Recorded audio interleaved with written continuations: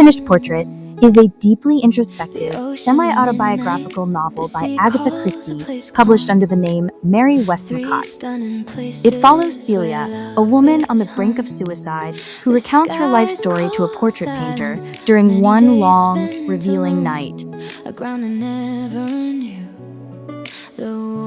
Celia, emotionally shattered after losing the three people she loved most, her mother, her husband, and her daughter, escapes to an island where she contemplates ending her life. There, she meets Larrabee, a successful portrait painter who senses her despair. The confessional structure, over the course of a single night, Celia tells Larrabee the story of her life, her lonely childhood, her marriage and its gradual collapse, the emotional wounds and betrayals that shaped her, the grief that has left her feeling unable to go on.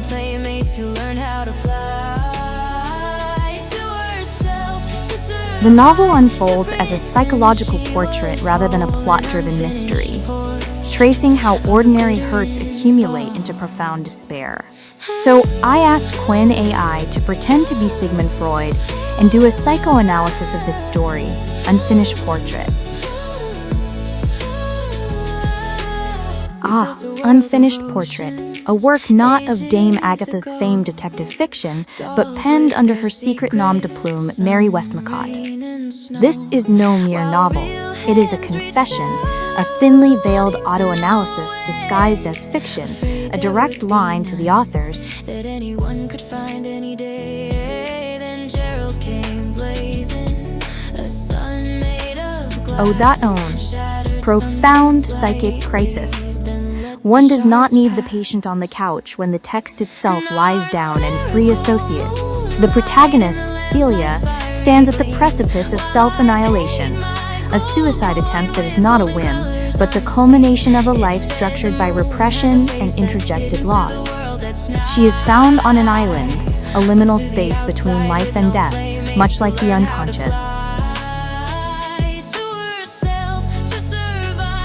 Itself. Isolated, surrounded by the waters of forgotten memory. Her childhood is the key, the primal scene of her neurosis.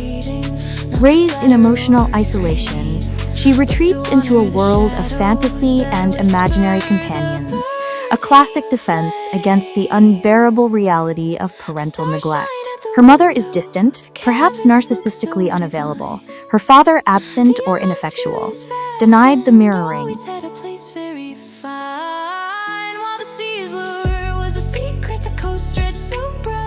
Needed for healthy ego formation, she turns inward, constructing a rich inner world. But this inner world is dangerously detached from external reality. It becomes the origin of her later inability to sustain authentic relationships. She relates not to people, but to phantasms of her own creation. Her marriage is not a union of love, but a compromise formation, an attempt to fulfill societal expectations while reenacting her childhood abandonment. She chooses a man who is emotionally unavailable, thereby confirming her deepest unconscious belief: I am unlovable. This is the repetition compulsion in its purest form, the psyche's tragic insistence on reliving trauma in the hope of mastering it, yet always failing. And then comes divorce, bereavement, the collapse of all identificatory structures. She no longer has the roles: daughter, wife, and social being.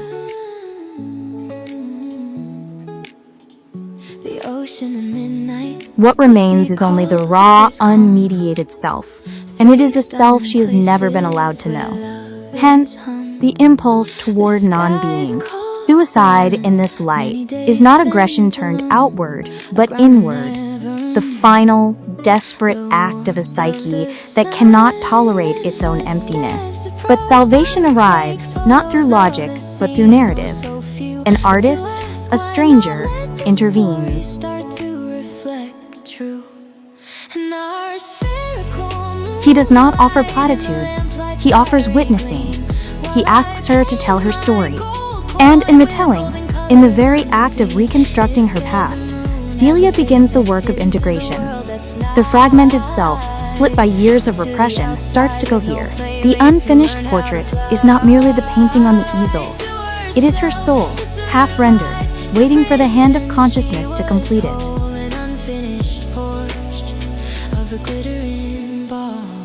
This novel is Agatha Christie's own cry from the abyss. It mirrors her infamous 10-day disappearance in 1926, a fugue state brought on by the simultaneous losses of her mother and her husband's betrayal.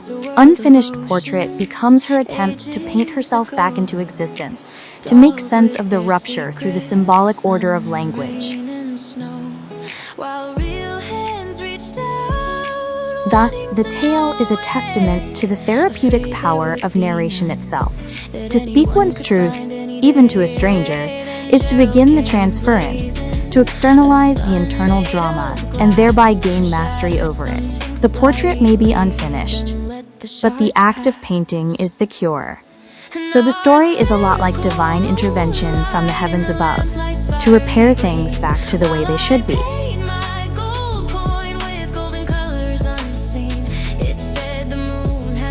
That's hidden to the world that's nigh, but to the outside with no playmates who learn how to fly.